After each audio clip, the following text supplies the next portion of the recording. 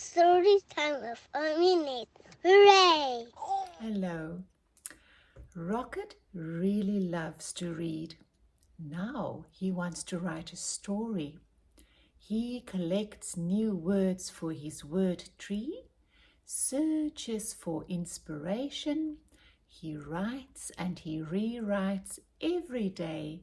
But best of all, he shares his final and wonderful story with a new friend. Rocket writes a story. Rocket loved books. He loved to read them to himself or to sit quietly by his teacher, the little yellow bird, as she read them aloud. Rocket even liked the way books smelled. When he opened a new book, it smelled like a place he'd never been to, like a friend he'd never met. The little yellow bird agreed. Books are inspiring. They make me sing. Rocket loved words too.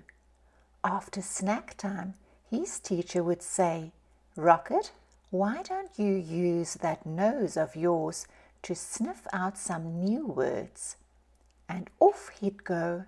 He'd fetch some nice ones like buttercup and bug and feather and nest.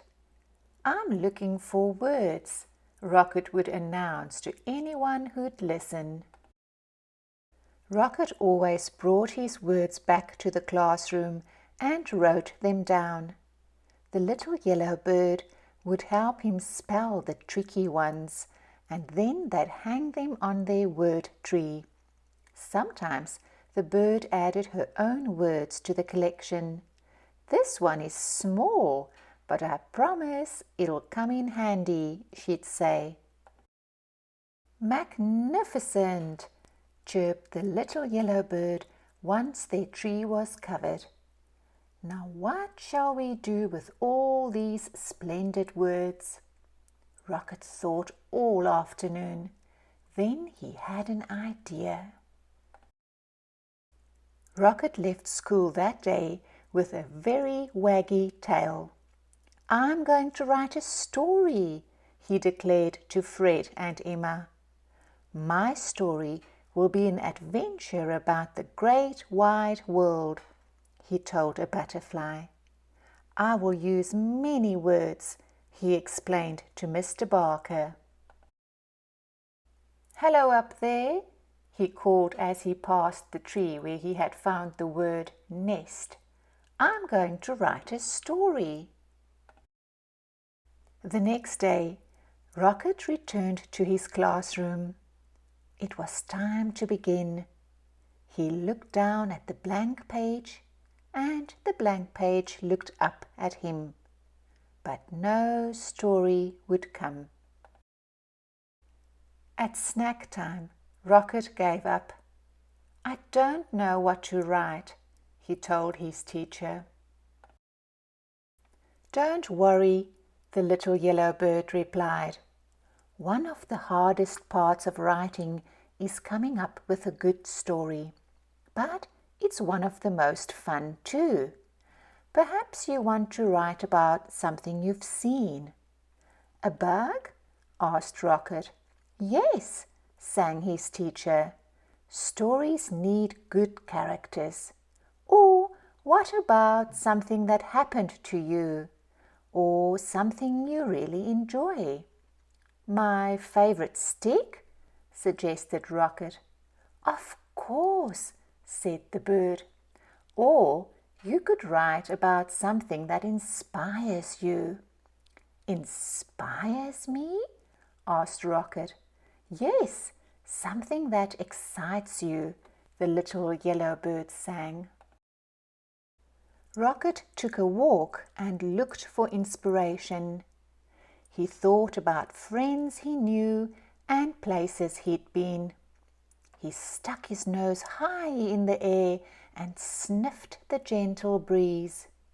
And there it was, A delightful smell of pine needles and feathers. Inspiration. For the rest of the morning, he thought about feathers and pine needles. Pine needles and feathers. That afternoon, he started to write. In the evening, Rocket followed the beautiful smell until he found himself at the tree with the nest. "Hello again," he called into the branches. "Is anyone home?" He heard rustling from above, but no one answered. "I'm sorry to disturb you, but I must tell you that you smell nice. Very inspiring. May I ask who you are?" Still nothing. "Perhaps I'll come back at a more convenient time," he said, and trotted off. That night, as Rocket watched the stars, he thought about feathers and a nest in a pine tree. He thought about his story and his collection of words. On his way to school the next day, Rocket was surprised by what he saw. "A brand new word," he said, "and it's already written down.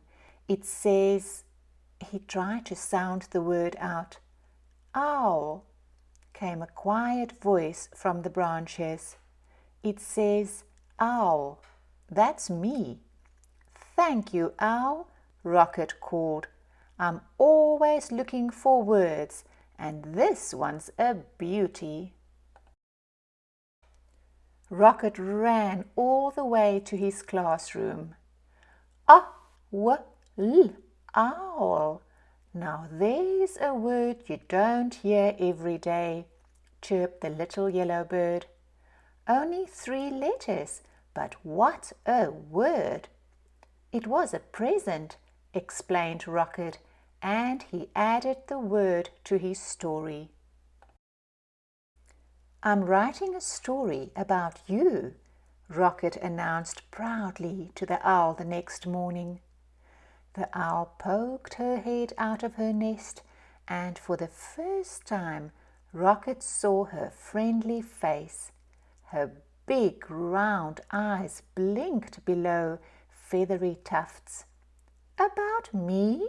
she asked softly. "Would you like to come down and hear it?" asked Rocket. "Thank you, but I think I'll listen from my nest," the owl answered. So Rocket cleared his throat and began to read. "Once there was an owl. She smelled like feathers and pine needles. She lived in a tree." The owl's eyes widened. "Is there more?" "There will be," said Rocket. Each day, Rocket worked on his story. He wrote words down and crossed words out. When things were going well, he wagged his tail. When he didn't know what to write, he growled. Sometimes he drew pictures for his story, or took a walk in the meadow to look for inspiration. The little yellow bird encouraged him. "Remember, stories take time," she'd say. She wanted to know more about the owl and asked Rocket questions. "Why do you think the owl wouldn't come down? What color is her beak? What does she do every day?" Rocket wanted to know more about the owl too. He visited her tree often and read her his story, which changed every day. The owl was captivated. And when Rocket stopped, she would always ask, "Then what happened?" At last came the day when Rocket knew he was finished. "What a fine story," chirped the little yellow bird after she'd read it. Rocket ran to the owl's pine tree. "It's done," he called. "Come listen." And so down and down came the owl, till she was right beside Rocket. Then Rocket began to read. He read about an owl with friendly eyes and a beak the color of a buttercup. She lived in a nest high in a tree on the edge of a meadow and smelt like pine needles and feathers. She liked to nap in the daytime and listened to stories. Branch by branch, the owl came down from her nest. Rocket read. She was shy, but she was brave too. Suddenly, Rocket stopped. He wrote something on his paper, then began to read again. One day, the owl came all the way to the ground and became my friend. The owl blinked. "Can there be one last sentence?" she asked. "Can you say, 'And the owl liked the story very much'?" "What a perfect ending," said Rocket. And it was. The end.